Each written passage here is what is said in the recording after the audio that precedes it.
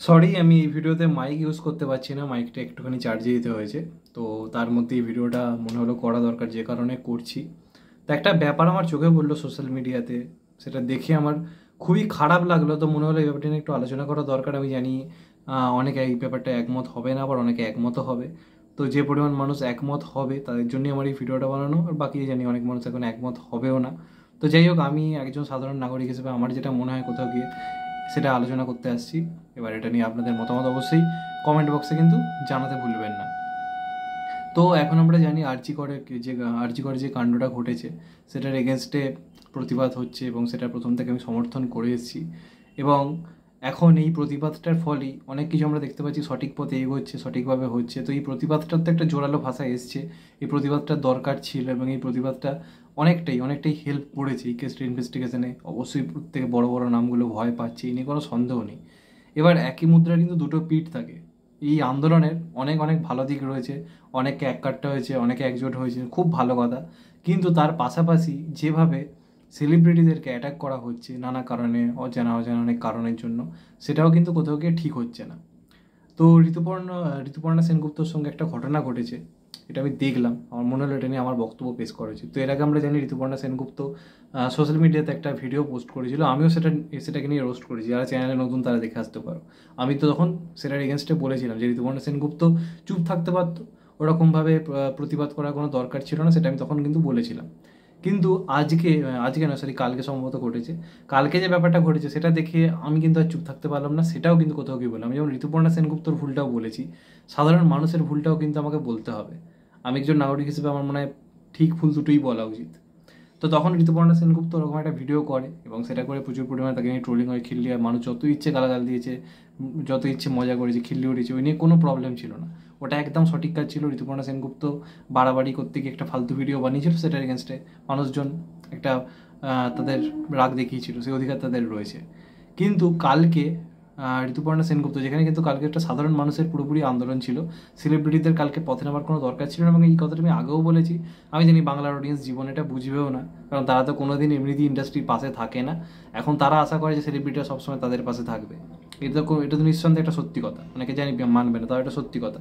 তো এই যে ঋতুপর্ণা সেনগুপ্ত কালকে এসেছিলো, যেটা একটা সেলিব্রিটিদের কিন্তু মিছিল ছিল না, তাও ঋতুপর্ণা সেনগুপ্তর মনে হয়েছিল, তাকে কেউ আমন্ত্রণ জানায়নি, সে নিজের থেকে এসেছিলো, সে ওখানে জয়েন করতে গেছিলো শ্যামবাজারের কাছাকাছি।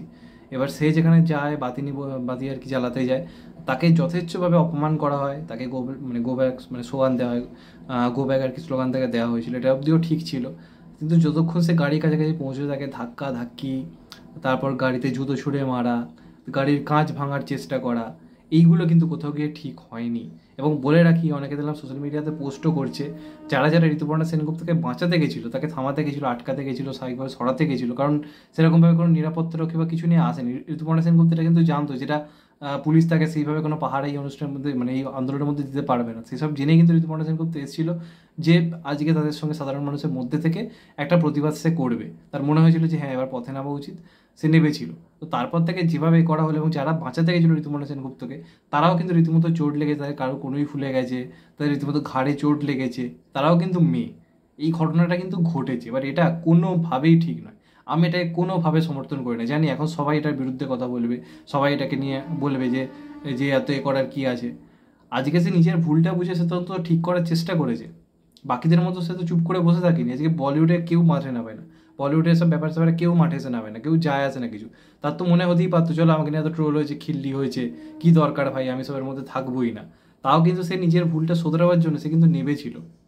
আমি এটা বলছি না যে ঋতুপর্ণা সেনগুপ্তর লাইফে কোনো ভুল নেই, অবশ্যই তার লাইফে অনেক ভুল রয়েছে, সে অনেক হয়তো ভুল কাজের সঙ্গে জড়িতও থাকতে পারে, সবই ঠিক আছে।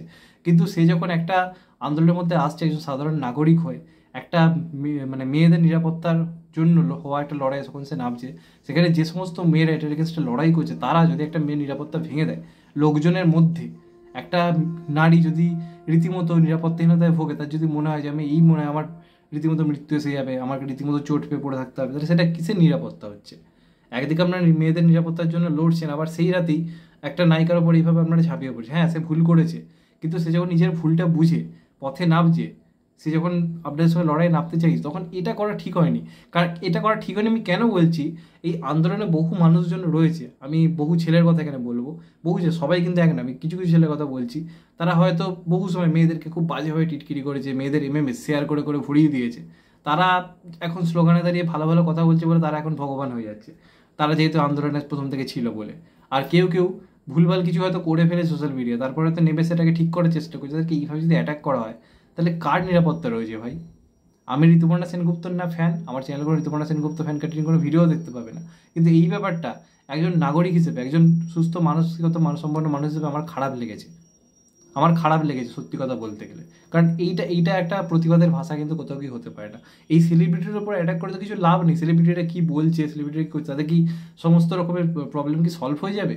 যাদের যাদের দ্বারা প্রবলেম সলভ হতে পারে, যারাই প্রবলেম সলভ করতে পারে, তাদের কাছে গিয়ে ভয়ঙ্করভাবে অ্যাটাক করা উচিত। সেলিব্রিটিদের উপর অ্যাটাক করে কোনো লাভ নেই, তারা কিছু করতেও পারবে না। তারা যদি একটা ভয়ঙ্করভাবে প্রতিবাদও করে, কিচ্ছু তাদের হবে না, এই কথাটা বুঝতে হবে। হঠাৎ করে মনে হলো চলো গিয়ে ধাক্কা মেরে ফেলে দিয়ে করি ওইটা কোনো সলিউশন হতে পারে না।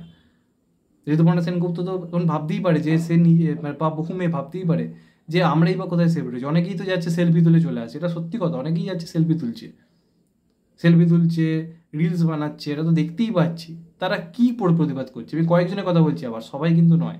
কেউ কেউ সত্যি কথা দারুণভাবে প্রতিবাদ করছে, আন্দোলন করছে। এই যারা যারা তরুণ, যারা ডক্টররা যারা পথে নামলো, তারা তো মানে তারা মন থেকে জান প্রাণ দিয়ে তারা প্রতিবাদ করেছে। তার মধ্যে কোনো ফেকি ব্যাপার ছিল না। তাদের কতজন ফোন হাতে নিয়ে হাঁটছিল, কজনকে দেখেছেন ওই প্রতিবাদের মধ্যে ফোন নিয়ে বসে ছিল না? ওখান থেকেই বোঝা যায় যে আন্দোলনে দেখবেন সবাই ফোন নিয়ে এই করতে করতে যাচ্ছে। তাদের মানে কিছুই মানুষের মেন্টালিটি তাই হচ্ছে, ওখানে গিয়েও লাইভ করতে হবে। তারা কি ভুল করছে না? তারাই একটা প্রতিবাদের মধ্যে এসে ফোন হাতে নিয়ে সেলফি করে রিলস তুলে হাসছে, আনন্দ করছে, মজা করছে। তারা কি ভুল করছে না? তারাও তো এক প্রকার ভুলই করছে। তারাই রাস্তায় নেমেছে বলে তারা ভালো হয়ে গেল। আর ঋতুপর্ণা সেনগুপ্ত মানছে একটা ভুল করেছে, সেটার ভুলটা বুঝে সে যখন পথে নামছে, অ্যাটাক করা হচ্ছে, এগুলো কখনোই ঠিক হচ্ছে এটা ঋতুপর্ণা সেনগুপ্তর সঙ্গে একদমই ঠিক হয়নি। এটা আমি ব্যক্তিগতভাবে মনে করি, কে মানলো না মানলো আমার কিছু করার নেই, কিন্তু এটা আমার একজন মানে নাগরিক হিসেবে মনে হলো যে এটা কোথাও গিয়ে আমার মনে হয় না ঠিক হয়েছে বলে। কারণ অন্যান্য অনেক ইন্ডাস্ট্রির থেকে আমার মনে হয় বাংলা ইন্ডাস্ট্রি অনেক বেশি সাধারণ মানুষের এই লড়াইয়ে পাশে থেকেছে, অনেকটা বেশি। বাকি ইন্ডাস্ট্রি কিছু যায় আসে না, ওই ফেসবুকেই যা বলার, এরা কিন্তু অনেকটা বেশি পথে নেমেছে।